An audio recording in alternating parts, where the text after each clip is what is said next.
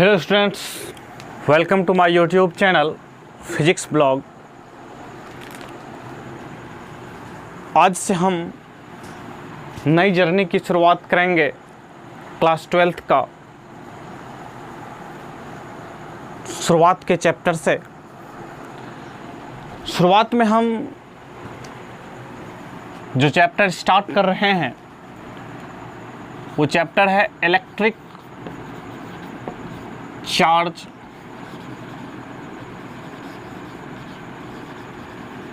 Electric charges and field. इस chapter से हम क्लास 12th की शुरुआत करेंगे। इस चैप्टर को पढ़ने से पहले हम क्लास 12th के सिलेबस के बारे में बात कर लेते हैं।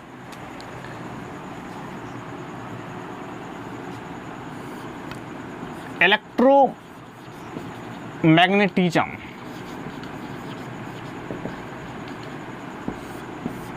हमको पढ़ना है। इलेक्ट्रोमैग्नेटिज्म के दो पार्ट्स होते हैं। एक पार्ट होता है इलेक्ट्रोस्टेट, एक होता है इलेक्ट्रोडायनामिक्स। एक होता है इलेक्ट्रोस्टेट, एक होता है इलेक्ट्रोडायनामिक्स। इलेक्ट्रोस्टेट के अंदर हमको जो पढ़ना है वो पढ़ना है इलेक्ट्रिक चार्ज के बारे में।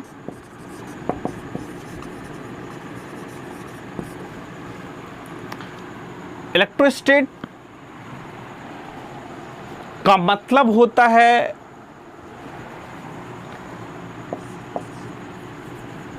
चार्ज रेस्ट में, स्टेट का मतलब स्थिर।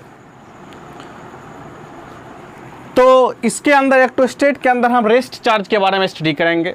रेस्ट चार्ज के अंतर्गत हम इलेक्ट्रिक चार्ज, इलेक्ट्रिक फील्ड, इसको लिख सकते हैं आप चार्ज इज एट रेस्ट। इसमें हम अध्ययन करेंगे इलेक्ट्रिक फील्ड का। Electric field, force, Gauss law का अध्ययन करेंगे।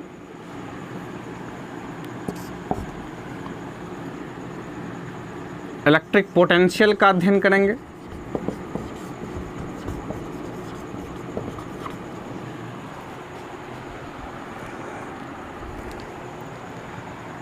कैपेसिटर का अध्ययन करेंगे।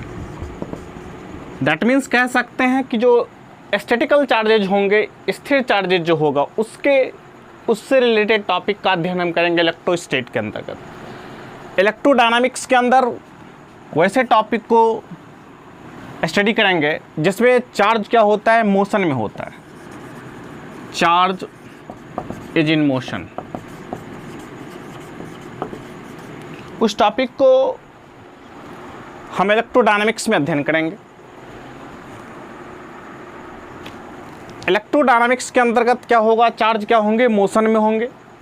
इससे रिलेटेड टॉपिक होगा इलेक्ट्रिक करंट, जिसके बारे में आप क्लास 10th में भी पढ़ चुके हैं। इलेक्ट्रिक करंट होंगे, मैग्नेटिज्म होगा, इलेक्ट्रोमैग्नेटिक इंडक्शन होगा,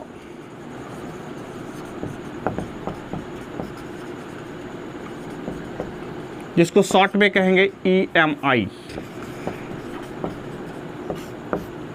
अल्टरनेटिंग करंट होगा। इससे रिलेटेड टॉपिक हम पढ़ेंगे। तो ये हमारा फर्स्ट वॉल्यूम के अंतर्गत इलेक्ट्रोस्टेट और इलेक्ट्रोडायनामिक्स पढ़ेंगे। उसके बाद ऑप्टिक्स के टॉपिक आएंगे, मॉडर्न फिजिक्स के टॉपिक आएंगे, जो कि आपका सेकेंड वॉल्यूम बुक में होगा। तो हमको चार्ज जो रेस्ट में है उसके बारे में अध्ययन हम इलेक्ट्रोस्टेट में करेंगे। जो चार्ज मोशन में उसके बारे में अध्ययन हम करेंगे इलेक्ट्रोडायनामिक्स में, जो कि सेकंड पार्ट होगा। और ये फर्स्ट पार्ट के अंतर्गत हम पढ़ेंगे electric charge, electric field, force, Gauss law, electric potential और कैपेसिटर्स etc. ये सारे टॉपिक को हम पढ़ेंगे। इस फंडामेंटल टॉपिक आज का होगा इलेक्ट्रिक चार्ज। चार्ज को समझने के बाद हम इस सारे टॉपिक को समझ सकते हैं। आज हम एक टॉपिक के बारे में जानेंगे, एक टर्म जानेंगे, वो टर्म है इलेक्ट्रिक चार्ज। तो इलेक्ट्रिक चार्ज को समझते हैं।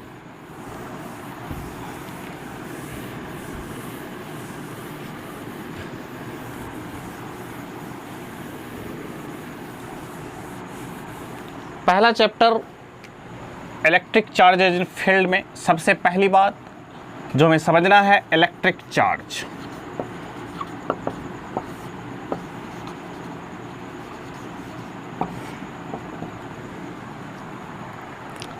चार्ज एक फंडामेंटल प्रॉपर्टी है मैटर का। आप कह सकते हैं it is the fundamental property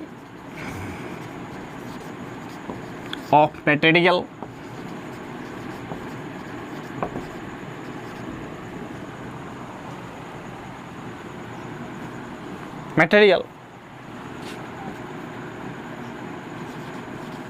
and it is the cause of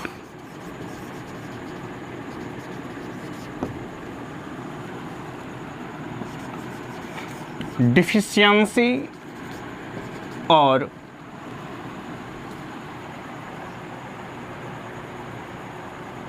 it is the cause of deficiency or excess of electron,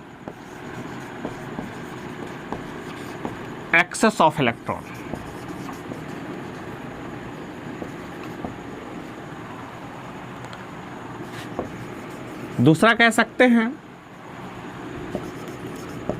it is the intrinsic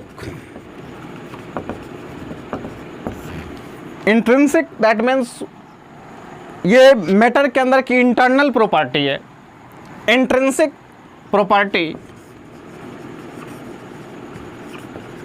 of matter due to विच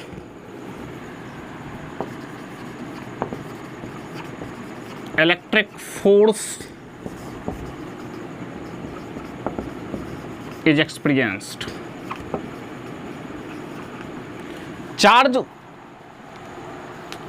क्या है? Fundamental property है किसी matter का, जो कि कैसे produce होता है, ये किसके कारण होता है? डिफिशिएंसी ऑफ इलेक्ट्रॉन के कारण या फिर एक्सेस ऑफ इलेक्ट्रॉन के कारण।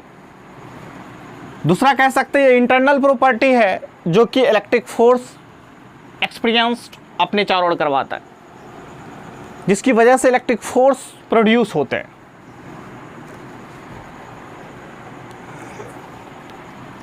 इस बात को सिंबल जो चार्ज का होता है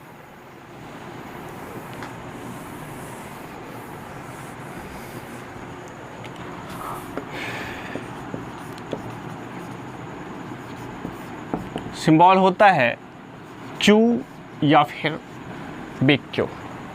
ये सिंबल है। ऐसा यूनिट इसका होता है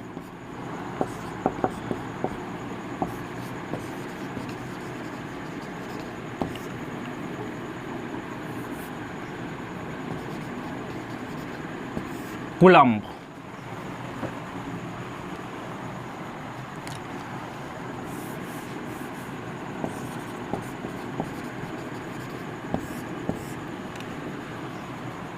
कूलम्ब ऐसा यूनिट इसका होता है। और इसके अगर डायमेंशन की बात करें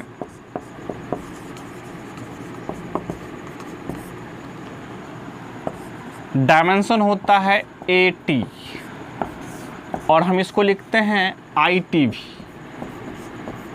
चार्ज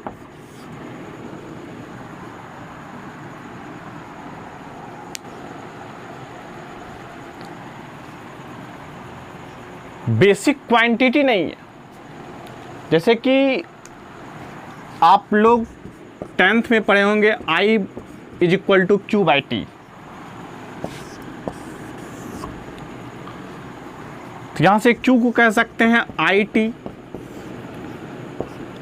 I क्या है, करंट है, और T फॉर टाइम। तो इलेक्ट्रिक करंट बेसिक क्वांटिटी है। यहां से हमने डायमेंशंस निकाला AT और IT, ये इसके बेसिक इंफॉर्मेशन है चार्ज के। अब हम इसके आगे देखेंगे प्रॉपर्टीज ऑफ चार्ज। चार्ज की क्या प्रॉपर्टी है, इस प्रॉपर्टी को देखते हैं।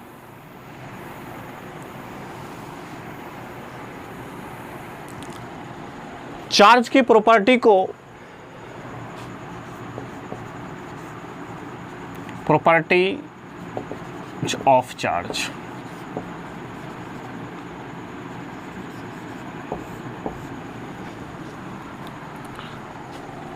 चार्ज की प्रॉपर्टी, पहली प्रॉपर्टी है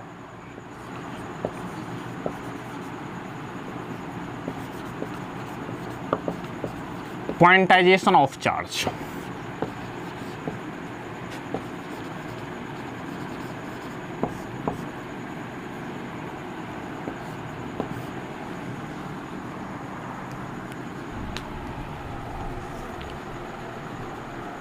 क्वांटाइजेशन ऑफ चार्ज को समझने से पहले हम एक एग्जाम्पल से समझते हैं, जिससे हमें चार्ज के डिफिनेशंस का पता चल जाएगा, चार्ज के टाइप्स का पता चल जाएगा।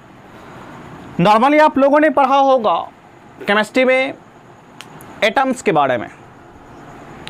एटम के अंदर न्यूट्रॉन और प्रोटॉन न्यूक्लियाई में प्रेजेंट रहते हैं, और इलेक्ट्रॉन उसके चारों ओर रिवॉल्व करते रहते हैं। उसके ऑर्बिट में इलेक्ट्रॉन रिवॉल्व करते रहते हैं। आपको पता है न्यूट्रॉन जो होता है न्यूट्रल होता है, उस पर कोई चार्ज नहीं होता है। प्रोटॉन एक्सपेरिमेंटली देखा गया है कि इस पे पॉजिटिव चार्ज होते हैं, और इलेक्ट्रॉन पे नेगेटिव चार्ज। आप लोगों को पता होगा कि एटम्स का जो सेंटर होता है, न्यूक्लियाई होता है, वो पॉजिटिवली चार्ज होता है। आपको दिख फिर रहा होगा। इलेक्ट्रॉन उसके चारों ओर रिवॉल्व करते रहते हैं। अब कोई भी बॉडी इलेक्ट्रिकली क्या होता है, नॉर्मल स्टेट में न्यूट्रल होता है। दैट मीन्स उसके पास number of electron is equal to number of proton होता है। अब एक इलेक्ट्रॉन पे और एक प्रोटॉन पे कितना चार्ज होता है ये देख लेते हैं। एक इलेक्ट्रॉन पे जो चार्ज होता है 1.6 इंटू 10⁻⁻19 कूलम, इतना ही चार्ज प्रोटॉन पे भी होता है, लेकिन इलेक्ट्रॉन पे नेगेटिव होता है माइनस में, प्रोटॉन पे इसका पॉजिटिव होता है।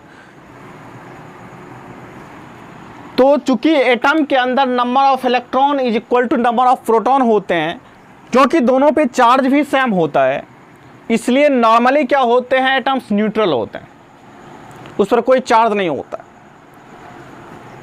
चार्ज मैंने जो डिफिनेशन चार्ज का दिया उसमें क्या दिया, चार्ज का काउच जो है ये डिफिशियंसी ऑफ इलेक्ट्रॉन है या फिर एक्सेस ऑफ इलेक्ट्रॉन है। एटम्स के अंदर इलेक्ट्रॉन का एक्सेस होगा तब उस पर चार्ज प्रोड्यूस होंगे, या फिर इलेक्ट्रॉन का डिफिशियंसी होगा तब उस पर चार्ज प्रोड्यूस होंगे।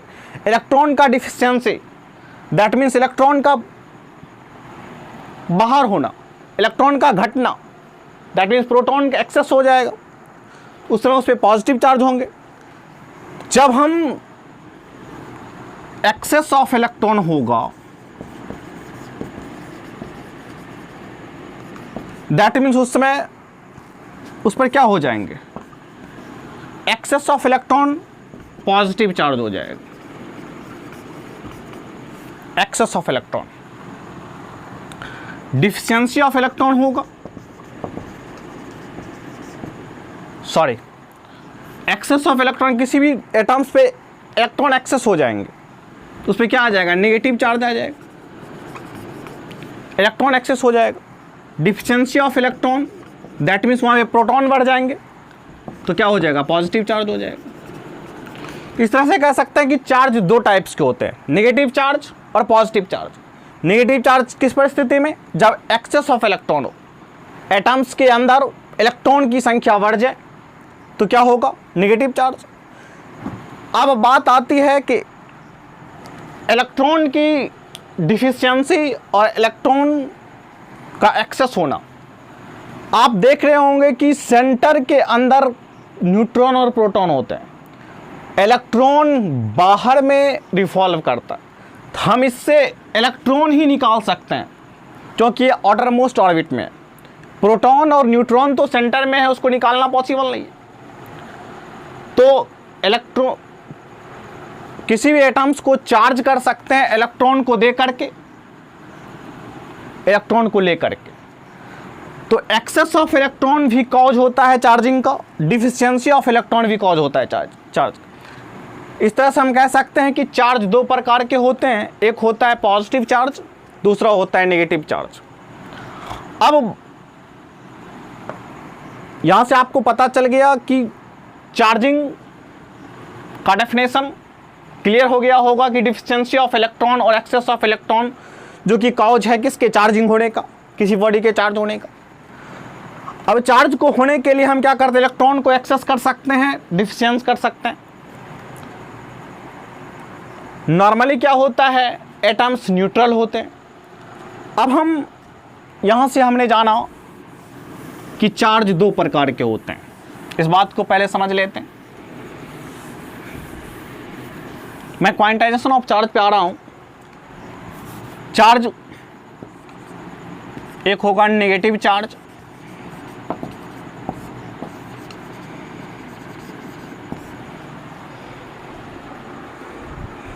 जिसको -Q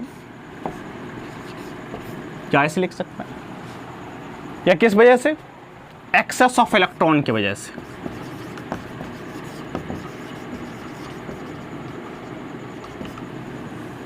पॉजिटिव चार्ज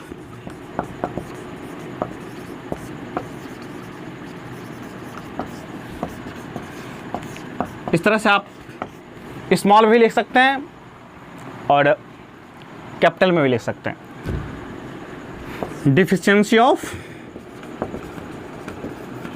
इलेक्ट्रॉन की वजह से। इस तरह से चार्ज के दो टाइप्स होते हैं। अब हम देखते हैं क्वांटाइजेशन क्या होता है। क्वांटाइजेशन को समझने के लिए आपने ये चीज देखा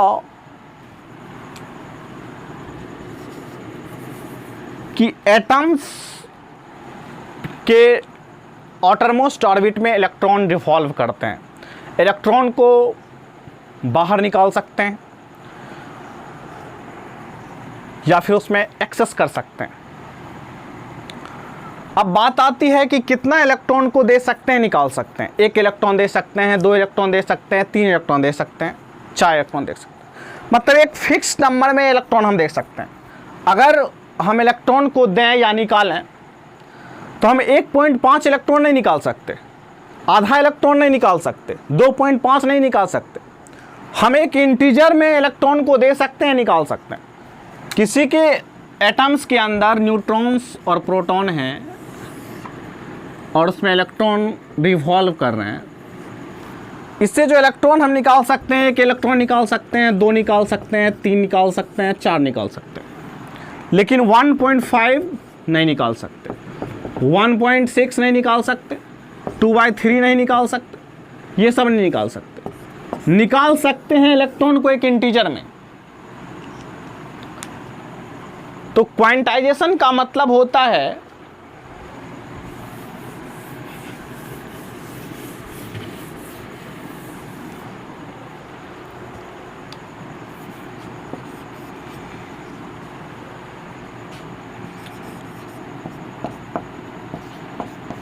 It is the integral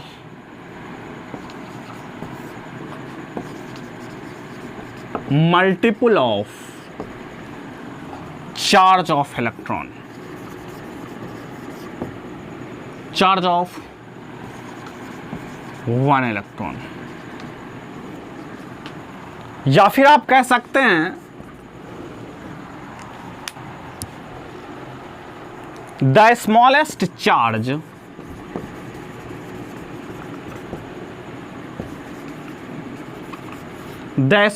charge exist independently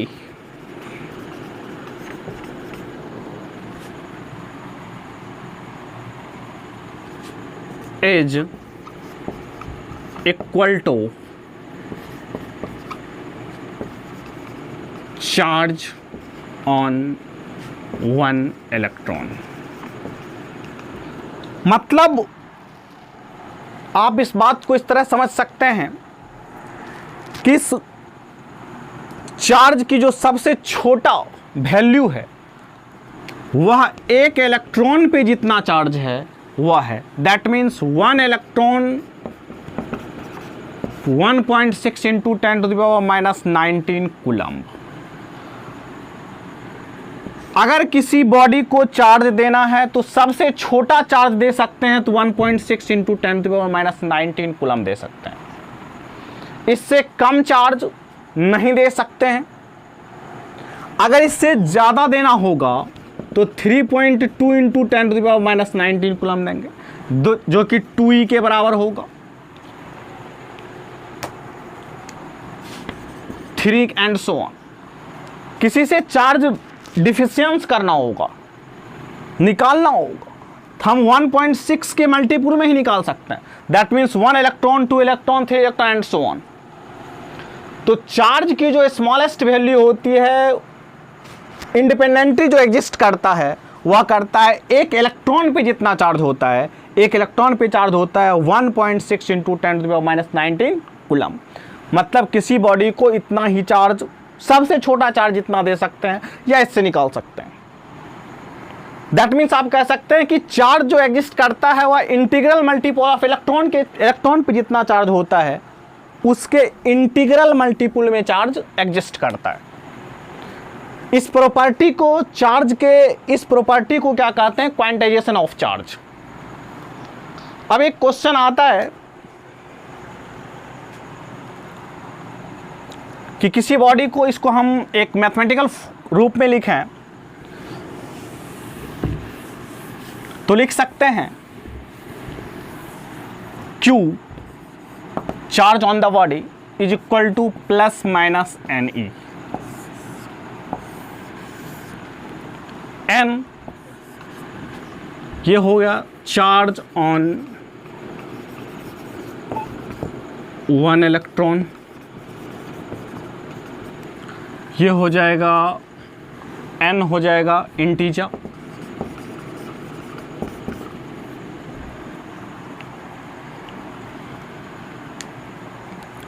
plus का मतलब क्या होगा? पॉजिटिव चार्ज, माइनस का मतलब होगा negative charge.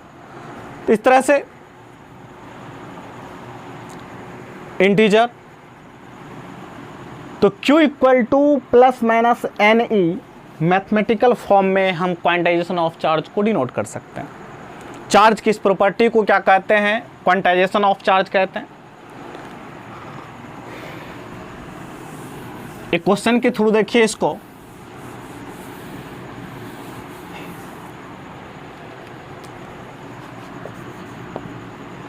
Can a body has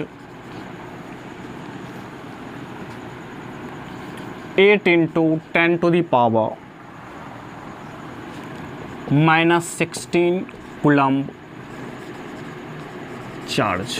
question है, क्या किसी बॉडी के पास 8 into 10 to power -16 coulomb charge हो सकता है? इसको कैसे चेक करेंगे हम? इतना चार्ज मतलब टोटल चार्ज कितना होना है? 8 into 10 to the power -16 coulomb का। एक इलेक्ट्रॉन पे कितना चार्ज होता है? 1.6 इंटू 10⁻⁻⁻19 कूलम होता है। हम फार्मूला क्या जानते हैं? Q इक्वल टू NE, यानी कि 8 इंटू 10⁻⁻16 कूलम चार्ज होना है किसी बॉडी को। N into 1.6 into 10⁻⁻19। N की वैल्यू निकाला जाए, अगर N इंटीजर आ जाता है दैट मीन्स ये क्वांटाइजेशन ऑफ चार्ज की प्रॉपर्टी को फॉलो करता है।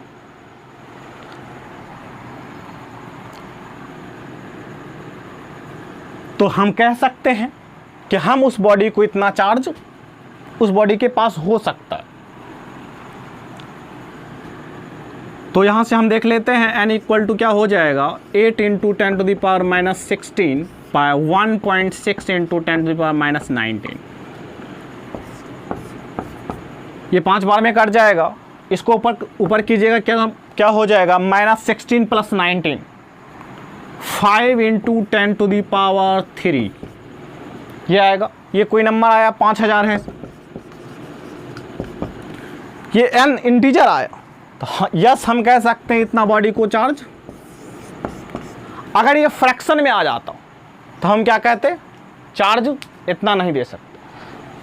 तो क्वांटाइजेशन ऑफ चार्ज ये बताता है कि हम किसी बॉडी को चार्ज इलेक्ट्रॉन पे जितना चार्ज है उसके इंटीग्रल मल्टीपुल में हम चार्ज दे सकते हैं। इंटीजर फॉर्म में हम उसको चार्ज दे सकते हैं। फ्रैक्शन में हम चार्ज नहीं दे। एक स्टैंडर्ड पैमाना है जो फंडामेंटल, जो स्मॉलेस्ट चार्ज की वैल्यू है, जो एग्जिस्ट करता है इंडिपेंडेंटली, वह करता है जो चार्ज इलेक्ट्रॉन पे होता है 1.6 इंटू 10⁻⁻19 कूलम का।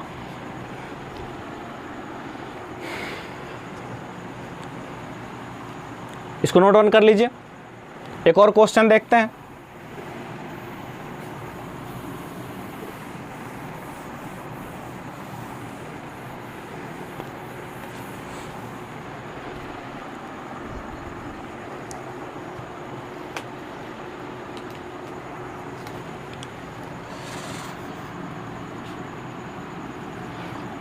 One coulomb charge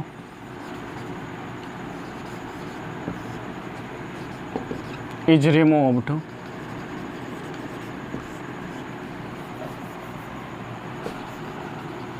from a body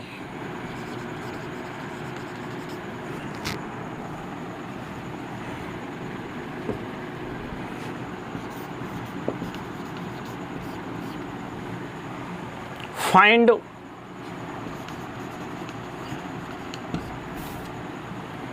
one coulomb charge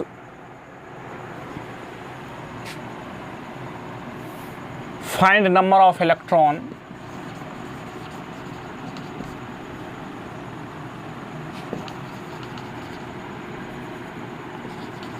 removed from that body.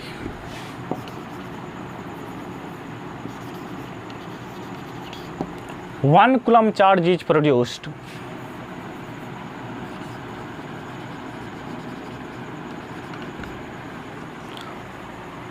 हमको 1 कूलम्ब चार्ज उस पर प्रोड्यूस करना है, तो उससे कितना नंबर ऑफ इलेक्ट्रॉन निकालना पड़ेगा,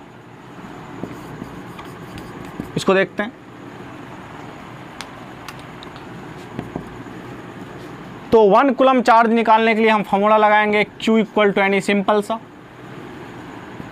1 कूलम्ब चार्ज है, N इंटू एक इलेक्ट्रॉन पे चार्ज -19, N इक्वल टू हो जाएगा 1/1.6 इंटू 10⁻⁻19। इसको आप सॉल्व कीजिएगा तो 6.25 इंटू 10⁻18 इतना इलेक्ट्रॉन उससे निकालना पड़ेगा। अगर आप 1 कूलम्ब चार्ज उस पर प्रोड्यूस करना चाहते हैं, इतना इलेक्ट्रॉन आप एक्सेस कीजिएगा तो -1 कूलम्ब चार्ज अगर डिफिशियंस कीजिएगा तो +1 कूलम चार्ज। तो इस तरह से आप इस टाइप के सवाल को आप कर सकते हैं।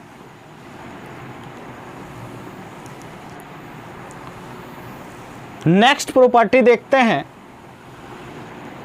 चार्ज की, वह होता है additivity of charge. Additivity of charge. Charge एक स्केलर क्वांटिटी है, since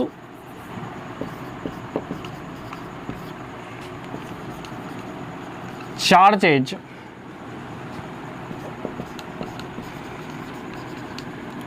a scalar quantity, so it can be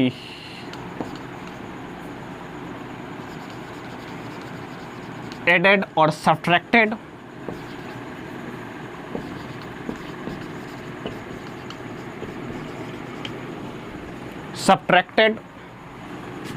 algebraically।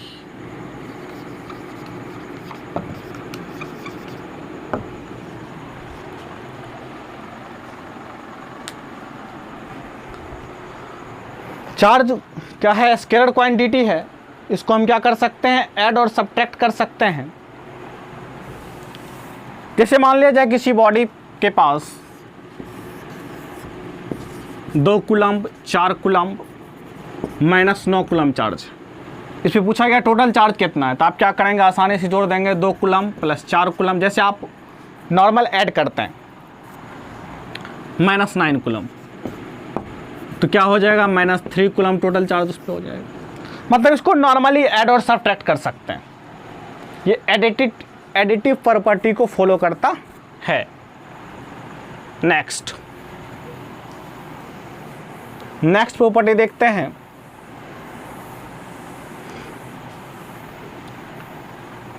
Conservation of charge.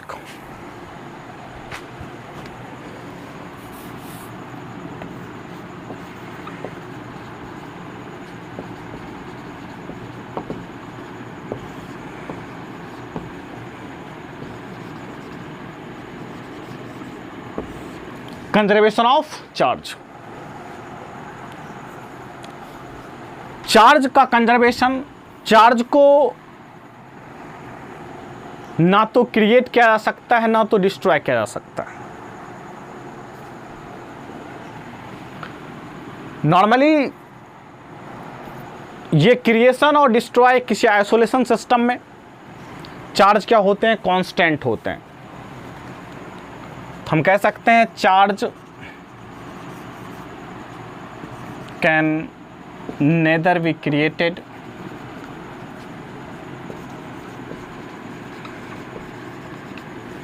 nor be destroyed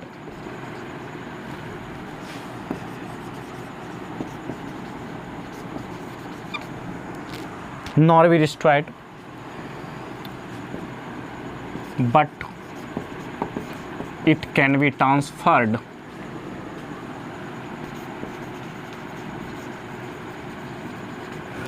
from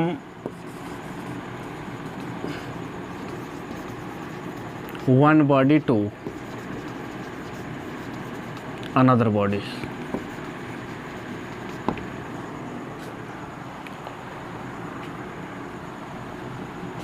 या फिर कह सकते हैं इन एनी आइसोलेटेड सिस्टम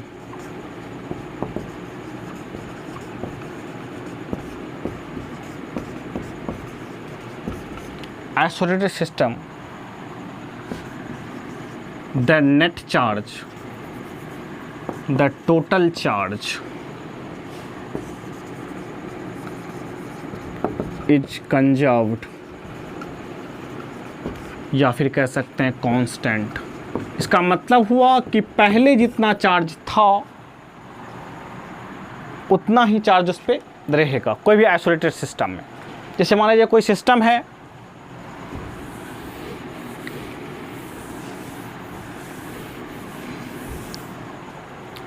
जैसे मान लिया जाए ये सिस्टम है, इस सिस्टम पे 4 coulomb minus 9 coulomb plus 7 coulomb charge. हमने इसको क्या किया, इसको हिला दिया। एक डब्बा में मान ले एक सिस्टम है, एक डब्बा, उस डब्बा में ऐसे इतना चार्ज है, उसको हिला दिया पूरा। इसको हिलाने के बाद इस पे आप देखते हैं कितना चार्ज। हिलाने पे कुछ ऐसी बातें हो गई, 6 कूलम्ब चार्ज हो गया, माइनस 4 कूलम्ब चार्ज हो गया। अब नेक्स्ट क्या चार्ज होगा, आपको पता है कि टोटल चार्ज जितना इसमें है उतना ही उसमें होगा। आप टोटल इसमें जोड़ लीजिए, 4 coulomb minus 9 coulomb plus 7 coulomb, total कितना चार्ज है, 7 4 11, 2 कूलम्ब का चार्ज। आप इस सिस्टम के अंदर टोटल चार्ज क्या होंगे, कंजर्व होंगे। तब क्या हुआ, 6 कूलम्ब हो गया, यानी कि 6 coulomb plus minus 4 coulomb plus ये x, ये पता नहीं कितना है, कितना के बराबर होना है, 2 कूलम्ब के बराबर होना है। क्या हो जाएगा, 6 में से 4 जाएगा 2, x इज इक्वल टू क्या होगा, 2 कूलम्ब माइनस 2 कूलम्ब, यानी कि 0 हो जाएगा, क्योंकि 2 कूलम्ब इसमें हो गया। 6 और 4 टोटल, देखिए टोटल चार्ज कितना है, 7 4 11 माइनस 2 कितना हो गया, 11 माइनस 9, 2 कूलम्ब। यहाँ पे 6 में से 4 गया 2, ये क्या हो जाएगा, मतलब टोटल चार्ज जितना पहले था उतना बाद में भी होगा किसी आइसोलेटेड सिस्टम के अंदर। ये क्या होता है, कंजर्वेशन ऑफ चार्ज। नेक्स्ट हम देखते हैं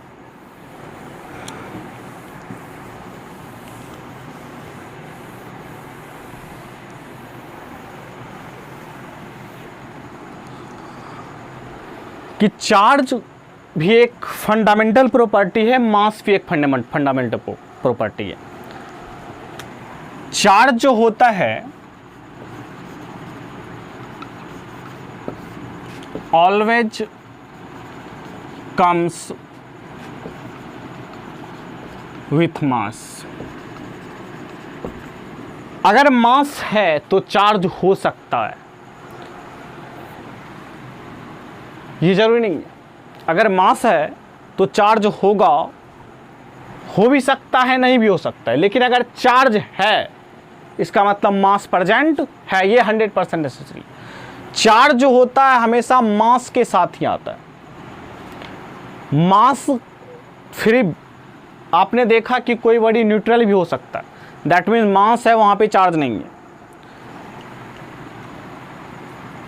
लेकिन जब चार्ज है इसका मतलब वो बॉडी के पास मास भी है। मास पे चार्ज होना जरूरी नहीं है, लेकिन चार्ज है तो मास होना ये फिक्स है।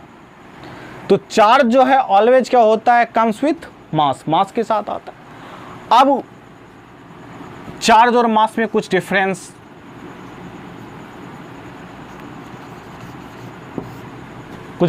है, उसको देखते हैं। चार्ज जो है या नेगेटिव और पॉजिटिव दोनों होता है। मास क्या होता है, पॉजिटिव होता है। ये पहला डिफरेंस। चार्ज के लिए मास का होना जरूरी है, लेकिन मास के लिए चार्ज हो ये आवश्यक नहीं। दूसरी बात, चार्ज जो होता है independent on speed, independent from speed, या स्पीड या क्या होता है, स्पीड पर डिपेंड नहीं करता, बट यह डिपेंड्स ऑन स्पीड। इसके लिए आप आगे चल के फार्मूला पढ़िएगा, m is equal to m not root under 1 minus v square by c square. अब यहाँ पे c क्या है? c speed of light.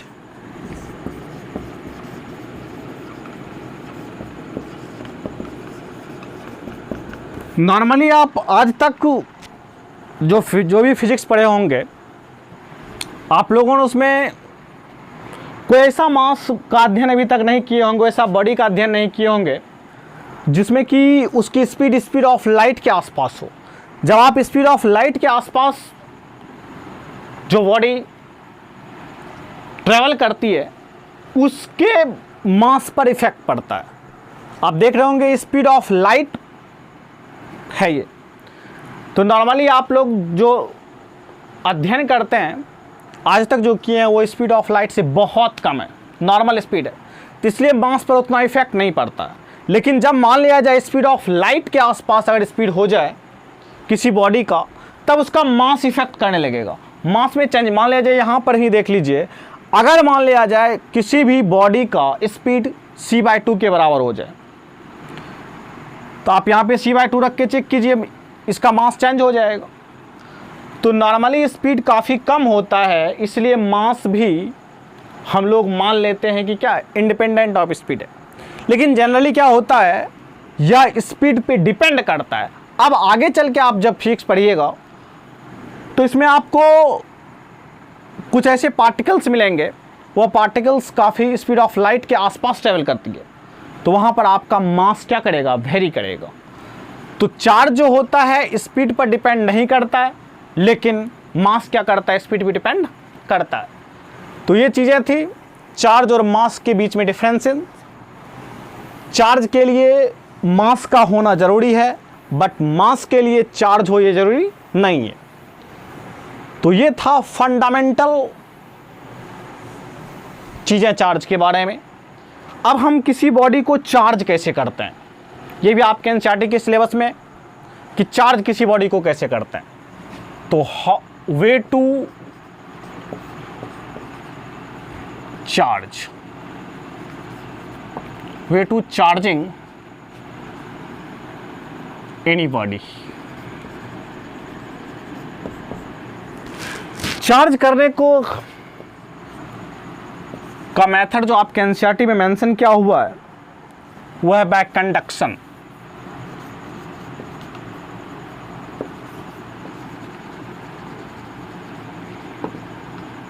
Conduction that means direct contact.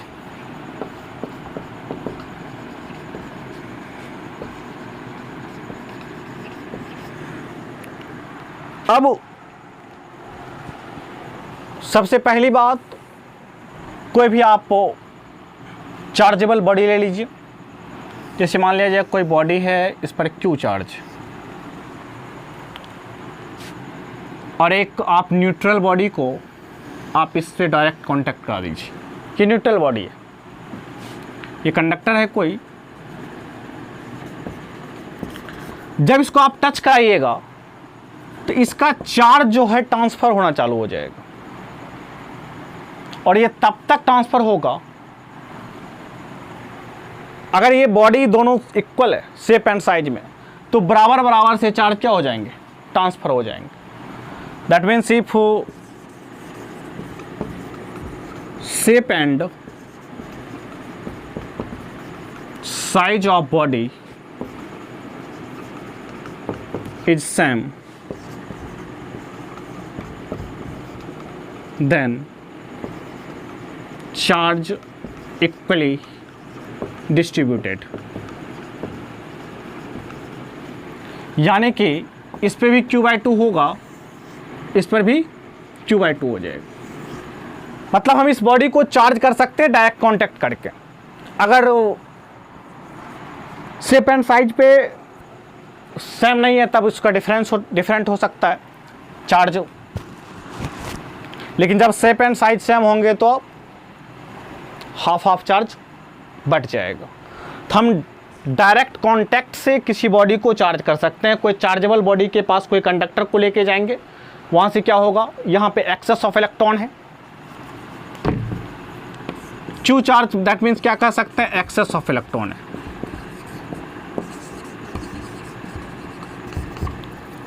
यहाँ से एक्सेस ऑफ इलेक्ट्रॉन है, क्या होगा, ये तब तक इलेक्ट्रॉन का फ्लो होगा जब तक दोनों में सेम ना हो जाए, तो वो चार्ज का फ्लो कर जाएगा। तो इस तरह से हम किसी बॉडी को चार्ज कर सकते हैं, ये पहला वे है। नेक्स्ट,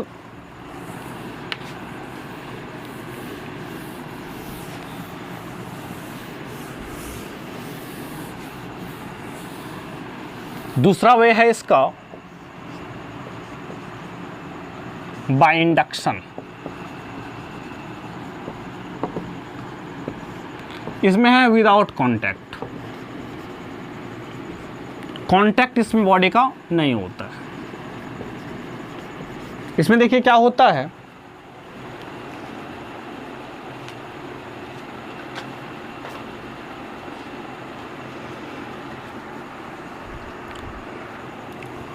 कोई बॉडी है जो कि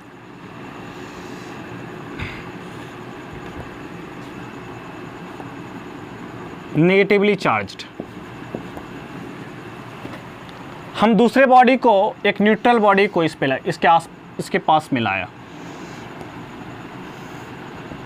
ये न्यूट्रल बॉडी है, इसके क्लोज लाया, क्लोज लाने के बाद क्या होगा, इसमें पोलराइजेशन होगा। पोलराइजेशन का मतलब होगा कि नेगेटिव चार्ज जो है इसमें जो आपको मैंने बताया था कि कोई भी न्यूट्रल बॉडी में नंबर ऑफ इलेक्ट्रॉन और नंबर ऑफ प्रोटॉन इक्वल होते हैं, तो नेगेटिव चार्ज है तो ये क्या करेगा, पोलराइज कर देगा इसको, इसके नियर एंड पे क्या आ जाएगा, पॉजिटिव चार्ज आ जाएगा। क्यों पॉजिटिव, अपोजिट चार्जेज आएंगे, क्योंकि नेगेटिव है तो यहाँ पॉजिटिव आएगा। अगर यहाँ पॉजिटिव आता तो यहाँ क्या आता, नेगेटिव आता, तो मतलब नियर एंड पे क्या आ जाएगा, अपोजिट चार्ज आएंगे और फार एंड पे डिफरेंट चार्जेज। नियर एंड पे देखिए अपोजिट चार्जेज और फार एंड पे सेम चार्जेज। यहाँ पे पॉजिटिव चार्ज हो जाएगा, यहाँ पे नेगेटिव चार्ज आ जाएगा। ठीक है, क्यों होगा ऐसा? चार्ज की एक और प्रॉपर्टी होती है कि सेम चार्जेज क्या करते हैं, रिपेल करते हैं, और डिफरेंट चार्जेज क्या करते हैं, अट्रैक्ट करते हैं। तो लाइक चार्जेज क्या करते हैं, रिपेल करते हैं, या फिर सेम चार्ज रिपेल करते हैं, और अनलाइक चार्जेज क्या करते हैं, अट्रैक्ट करते हैं। तो यहाँ पे क्या होगा, नेगेटिव चार्जेज हैं, तो कोई भी आप कंडक्टर को लाइएगा, इसके क्लोज में कांटेक्ट नहीं कराना है, क्लोज में रखना है, तो इस कंडक्टर के अंदर पोलराइजेशन होगा चार्ज का। पोलराइजेशन का मतलब ये होता है कि चार्ज का उसके एंड में बढ़ जाना। दैट मीन्स यहाँ पे इस नेगेटिव चार्ज के लिए नियर एंड ये है, तो इस एंड पे क्या आ जाएगा, पॉजिटिव चार्ज, क्योंकि यहाँ पर नेगेटिव चार्ज है, और फार एंड पे क्या आ जाएगा, नेगेटिव चार्ज। आप इसको इस तरह याद रख सकते हैं कि कोई भी चार्जेबल बॉडी के पास हम किसी कंडक्टर को लेके जाते हैं तो उसके नियर एंड पे डिफरेंट चार्जेज आते हैं और फार एंड पे सेम चार्जेज आते हैं। अब हम क्या करेंगे, इस चार्जेज को, इसको इसी तरह साथ रखेंगे, इसको साथ रखेंगे, और हम यहाँ पे एक और दूसरी बॉडी, ये कंडक्टर था ए, सपोज दैट हमने एक दूसरा कंडक्टर बी इसके साथ ऐड कर दिया। बी ऐड करने के बाद क्या होगा, due to excess of electron ये इस पे ट्रांसफर हो जाएगा, ये इस पे ट्रांसफर होना चालू हो जाएगा। हम इसको साथ ही रखेंगे और हम अब इस दोनों को सेपरेट कर देंगे, तो ये सारे नेगेटिव चार्ज जो इस पे ट्रांसफर हो जाएंगे। तो अब देखिए आपने बॉडी को चार्ज कर दिया, एक पर क्या आ गया, इसको हटाना नहीं है, ध्यान रखिएगा, इसके प्रभाव के कारण ये इसका पोलराइजेशन हुआ है। इस घटना को कहते हैं पोलराइजेशन ऑफ चार्ज।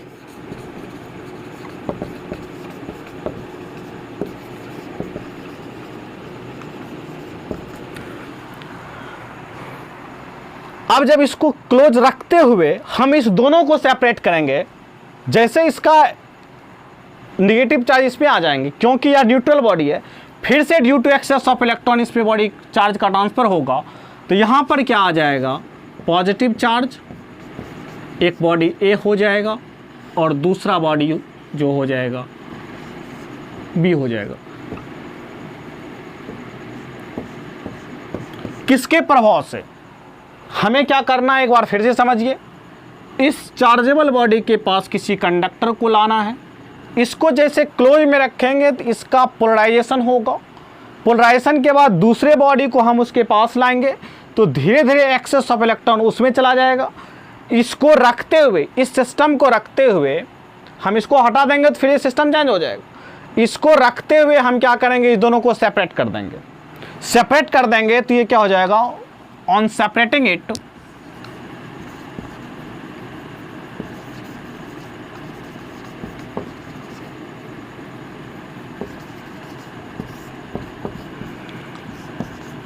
ये सिस्टम बन जाएगा, एक पर पॉजिटिवली चार्ज और एक पर निगेटिवली चार्ज। इस तरह से आप इंडक्शन के थ्रू किसी भी बॉडी को चार्ज कर सकते हैं।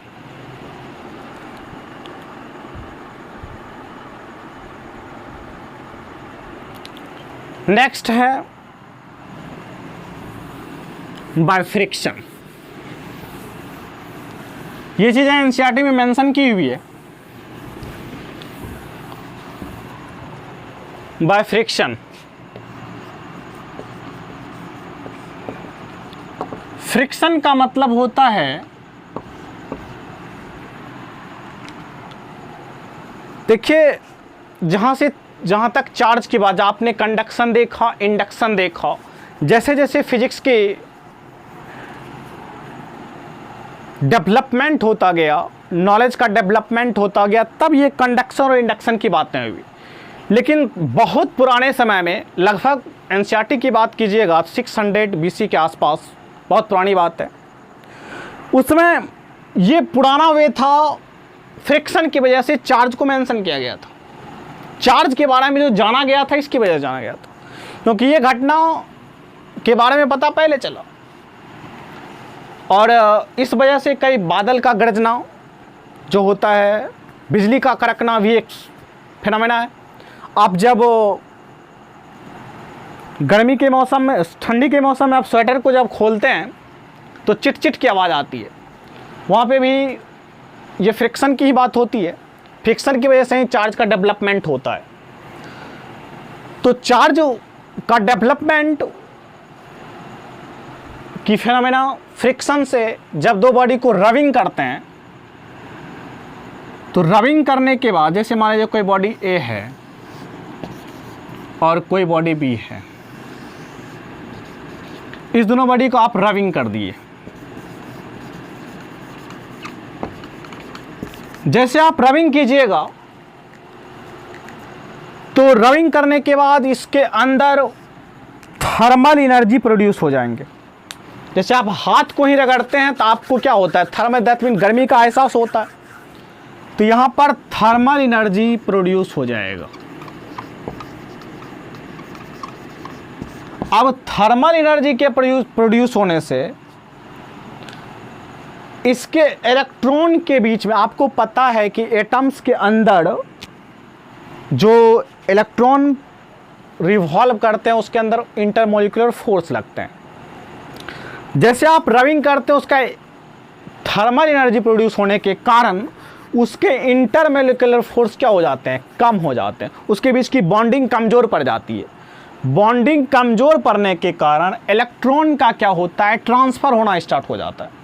अब ट्रांसफ़र वह इसके प्रॉपर्टी पर डिपेंड करता है, कौन इलेक्ट्रॉन को लेगा, कौन इलेक्ट्रॉन को देगा, किसको इलेक्ट्रॉन, किसके पास इलेक्ट्रॉन को लेने की क्षमता है, किसके पास देने की क्षमता है, वो उस मैटर के प्रॉपर्टी पर डिपेंड करेगा। लेकिन क्या होगा, जब आप रबिंग कीजिएगा, रबिंग के बाद क्या होगा, इलेक्ट्रॉन का ट्रांसफ़र होगा। इलेक्ट्रॉन का क्यों होगा, रबिंग करने के बाद थर्मल एनर्जी प्रोड्यूस होगी। थर्मल एनर्जी क्या होगा, वह इंटरमोलिकुलर फोर्स को क्या करेगा, कम करेगा। इंटरमोलिकुलर फोर्स को वीक करेगा, इलेक्ट्रॉन के बीच में जो मोलिकुल्स के बीच में जो है उसको वीक करने के बाद क्या होगा, इलेक्ट्रॉन का क्या होगा, ट्रांसफ़र होगा।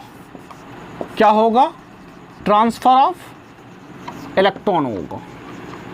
Transfer of electron that means कोई इलेक्ट्रॉन को गेन करेगा, कोई इलेक्ट्रॉन को लेगा, कोई देगा। तो जो गेन करेगा उस पर क्या होगा, पॉजिटिव चार्ज होगा, और जो गेन करेगा उस पर नेगेटिव चार्ज होगा, और जो डोनेट करेगा उस पर क्या होगा, पॉजिटिव चार्ज होगा। तो रबिंग करने के बाद उसके अंदर थर्मल एनर्जी प्रोड्यूस होंगे। थर्मल एनर्जी के प्रोड्यूस होने से इंटरमॉलिक्यूलर फोर्स वीक होंगे, और इस वीक होने की वजह से इलेक्ट्रॉन का ट्रांसफर होगा। इलेक्ट्रॉन के ट्रांसफर में क्या होगा, कोई इलेक्ट्रॉन को लेगा, जो लेगा उस पर क्या होगा, नेगेटिव चार्ज, और जो देगा उस पर होगा पॉजिटिव चार्ज। इस तरह से आप कह सकते हैं कि बॉडी को चार्ज करने का इंडक्शन, कंडक्शन और ये फ्रिक्शन का मेथड, इस तरह से आप बॉडी को चार्ज कर सकते हैं। आपने इस क्लास में चार्ज के बारे में जाना, चार्ज क्या होता है इसको एक बार रिकैप कर लेते हैं। चार्ज किसी मैटर का इंट्रिंसिक प्रॉपर्टी है जो कि इलेक्ट्रिक फोर्स को एक्सपीरियंस, इसकी वजह से इलेक्ट्रिक फोर्स एक्सपीरियंस होता है, जो कि आगे के क्लास में हम देखेंगे इलेक्ट्रिक फोर्स क्या होता है नेक्स्ट क्लास में। अब चार्ज के प्रोड्यूस होने का कॉज क्या है, डिफिशिएंसी ऑफ इलेक्ट्रॉन या फिर एक्सेस ऑफ इलेक्ट्रॉन। चार्ज का आपने टाइप देखा, दो टाइप्स के चार्ज होते हैं, positive charge, negative charge. Charge का ऐसा यूनिट कूलम्ब होता है, चार्ज को symbol plus Q minus Q से लिखते हैं, नेगेटिव चार्ज को माइनस क्यू से, पॉजिटिव चार्ज को प्लस क्यू से। उसके प्रॉपर्टी को देखा। आप इस वीडियो लेक्चर को रिवाइज कर सकते हैं, और उसके साथ साथ आप एनसीईआरटी बुक को पढ़िए, इससे और ज़्यादा समझ में आएगा। और पढ़ाई पे ध्यान दीजिए। नेक्स्ट वीडियो लेक्चर जो होंगे इसके कूलम्ब्स लॉ पे होंगे। तब तक के लिए बेस्ट ऑफ लक, पढ़ाई करते रहिए।